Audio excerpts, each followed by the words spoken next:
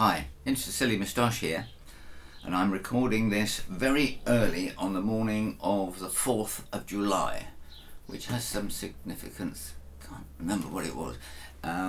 Anyway, I'm trying to reply to one of the comments and questions on a previous video of mine. Now, I should say that I'm not sure how I'm going to be able to record videos for the next few weeks because my next door neighbours are just starting on what's going to be a very profound remodelling of their house. Bricks and things will be falling and all sorts of stuff going on, and I usually do my videos on a Wednesday morning. That may not be possible for a while, but I'll keep you posted on that as best I can. But I want to answer a particular question that was posed to me from one of my previous videos by somebody called Dirt on the Strings. He said, I'd be interested in hearing more about Eel Pie Island and running around with the Stones in the 1960s. Sounds cool, and probably some cool stories. Well, yes, and I will share some with you now. But I must say that if you're interested in the history of Eel Pie Island, there is now an Eel Pie Island museum in Twickenham in Middlesex, what was Middlesex, and there's a lot of information there, and there is a website about those heady days.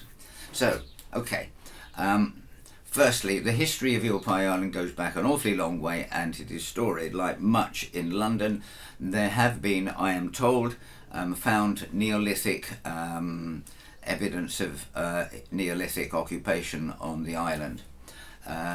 It's an 8.9 acre island, or 8, A-I-T, 8, local terminology for islands in rivers. Right? It is in the River Thames at Twickenham.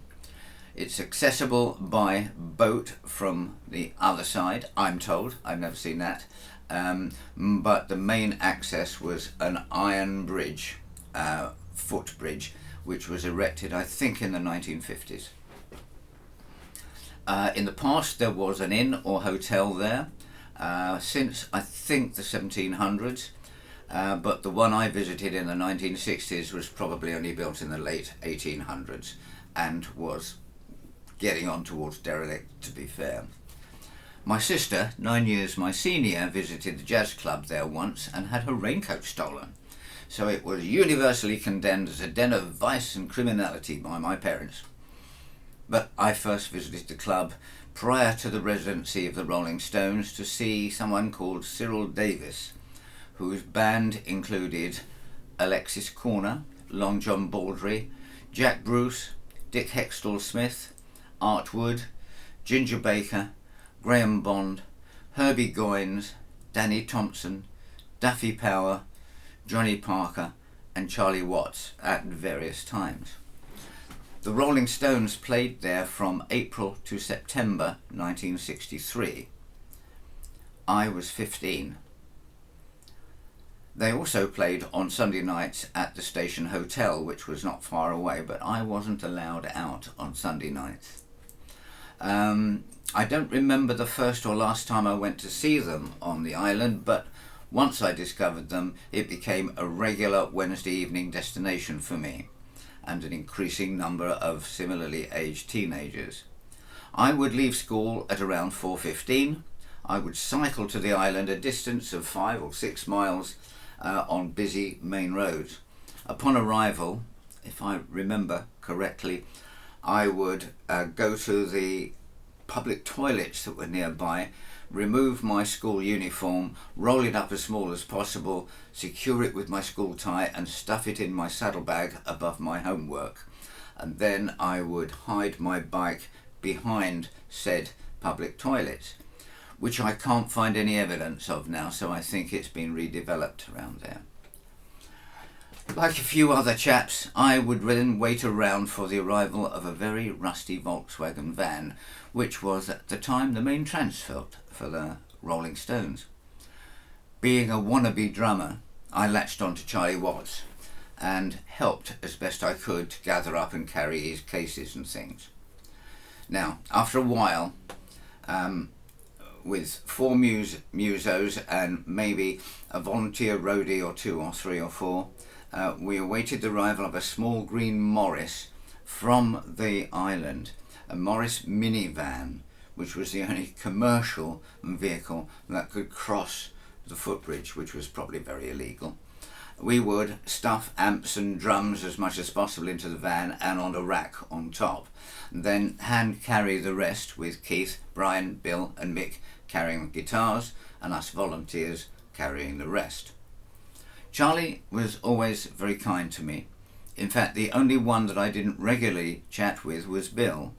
Mick, Keith and Brian were also very nice, very helpful, and always wanted to give us more information about R&B and blues and things like that.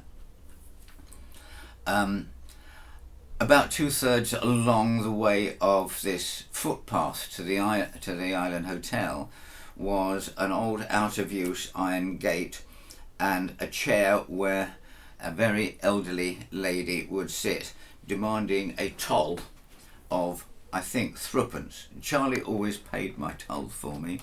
I later heard that this old lady had just started a little business for herself. There was no toll or official arrangement or anything like that. Also, Charlie made sure after my first entrance, he made sure that I got into the hotel free of charge as his roadie or some such. He'd then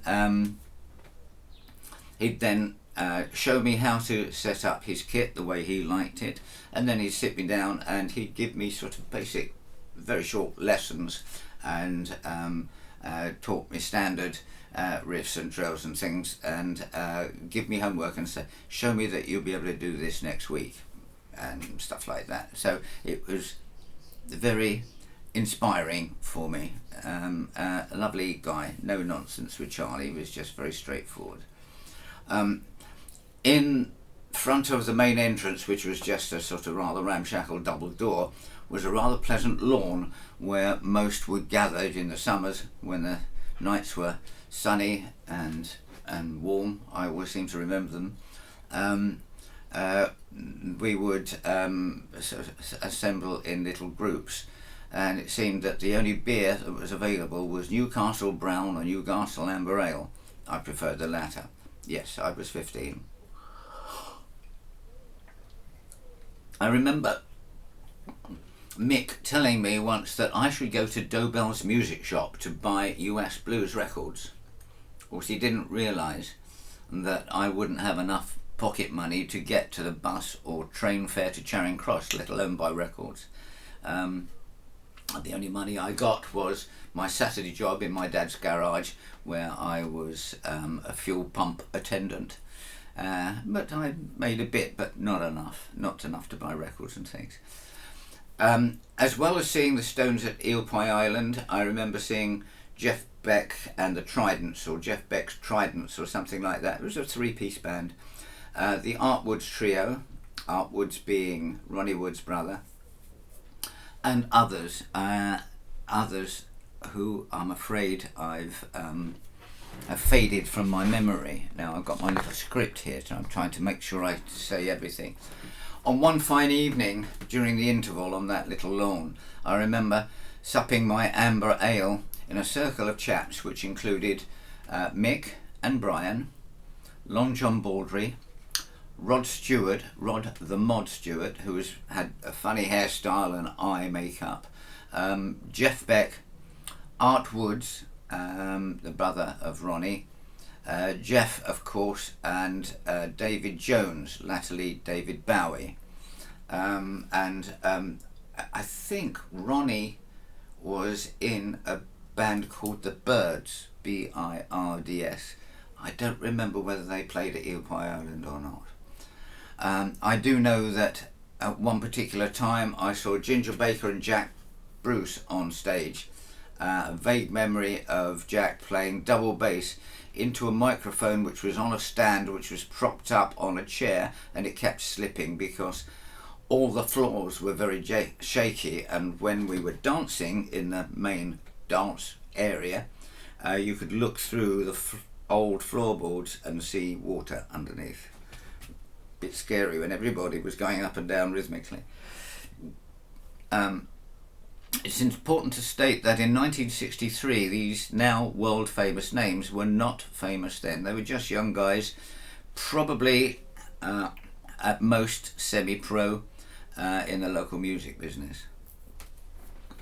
Once my band guys, once I'd got into a band and started doing gigs and things, my band guys wanted to, my band pals, the guitarists wanted to go to check out new amplifiers called Marshalls.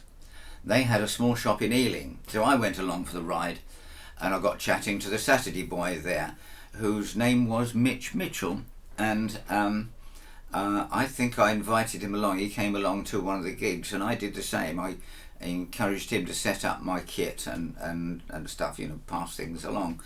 I never saw Jimi Hendrix, as our gigs always coincided with his London gigs.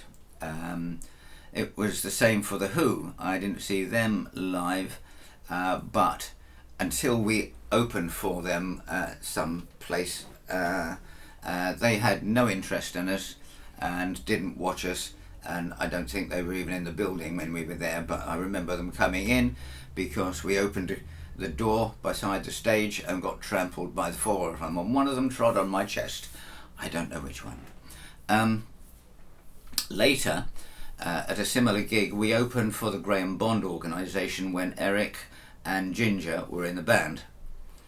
Ginger watched me from the wings when I'll start again.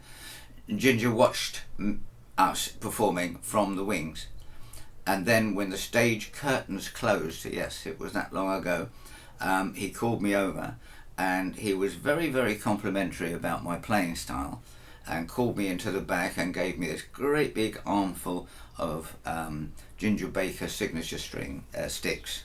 More about them maybe later.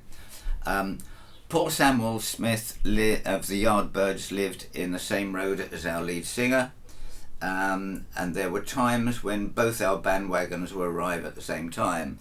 There was quite a successful R&B band locally called the Downliners Sect, mostly led by a chap called Don Crane, who came to see us playing a gig and offered to become our manager.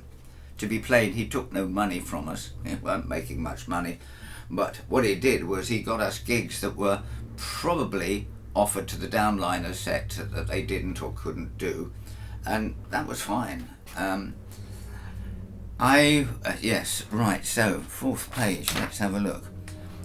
Another tenuous link was a small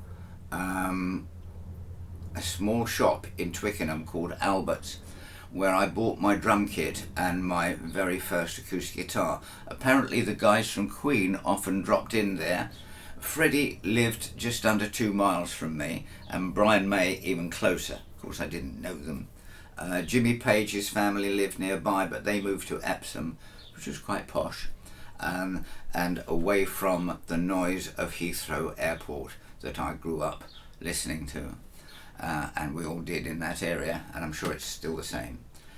Another even more tenuous link, only recently revealed to me in John Stubbing's lovely book, his second book called The Guitar Detective, a non-fiction novel, is that I bought my second and third guitars in a mostly jazz record shop in Richmond, on Richmond Hill, called Potter's, which was also patronised by a chap called Clapp, C-L-A-P-P, who was latterly known as Eric Clapton. It is highly likely that we bumped into each other in that tiny room where we were both trying out guitars and things. So yes, I met and encountered many who became famous. I didn't run around with them. I'm not saying we were pals. But it was just that in 1960s and the 1970s, Middlesex, the county, which is now just part of Greater London, and that West London area was happening like in Liverpool, in Birmingham, in Manchester, at the same time, a hive of musical activities. And I was there, man. So I hope that gives you an idea of what I was lucky enough to experience in my teens. So if you have been, thanks for watching, and I'll see you as soon as I can in the future. Bye.